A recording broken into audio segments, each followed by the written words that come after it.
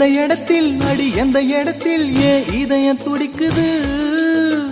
அந்த இடத்தில் அடி அந்த இடத்தில் ஏன் ஆஸ்தி இருக்குது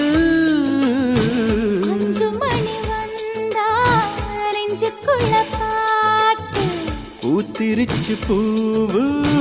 இன்னும் என்ன பூட்டு நான் உறவுக்காரி உறவுக்காரி உறவுக்காரி